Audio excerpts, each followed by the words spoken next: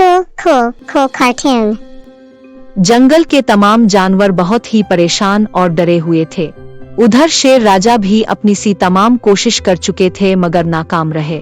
शेर सोच रहा था कि अगर ऐसे ही चलता रहा तो मेरा क्या होगा, जंगल का कोई भी जानवर मुझसे नहीं डरेगा। शेर ने फैसला किया कि वो जंगल के जानवरों से बात करे, इसलिए इसने तमाम जानवरों को बुलाया। पता नहीं आज इतने दिनों बाद हम कैसे शेर राजा को याद आ गई। हो सकता है हमारी परेशानी का कोई हल निकल आया हो, हमें चलना चाहिए। हाँ मगर संभल कर। तमाम जानवर जा रहे थे मगर कोई उन्हें देख रहा था। आओ मैं तुम लोगों का ही इंतजार कर रहा था। शेर राजा, आपको मालूम है हमारा बाहर निकलना बहुत मुश्किल है और आपने फिर भी हमें यहाँ बुला। मालूम है मैंने फैसला किया है कि मैं इसका मुकाबला करूंगा जो हमारी परेशानी का बाइस है। तुम लोग ये खबर जंगल में फैला दो। मगर वो बहुत खतरनाक है। मैं जंगल का बादशाह हूँ और तुम लोगों की हिफाजत मेरी जिम्मेदारी है। तमाम जानवर वापस लौट जाते हैं।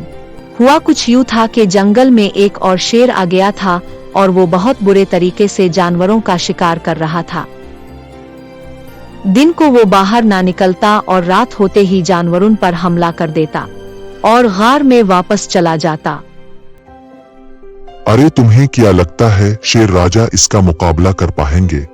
वो बहुत जालिम है मगर शेर राजा जंगल के बादशाह हैं, उन्हें हमारी हिफाजत करना होगी।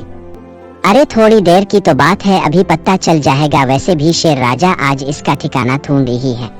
आज तो मैं इस हिरन का शिकार करूंगा, काफी दिनों से ये मेरे हाथ नहीं आ रहा।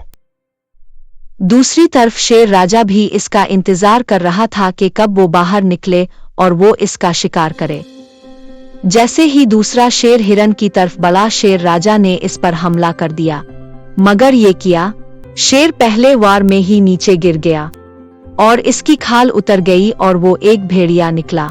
ये देखते ही जंगल के तमाम जानवर भी वहां पहुंच गई। शेर ने भेड़िए से पूछा कि इसने ऐसा क्यों किया। आखिर तुमने ऐसा क्यों किया?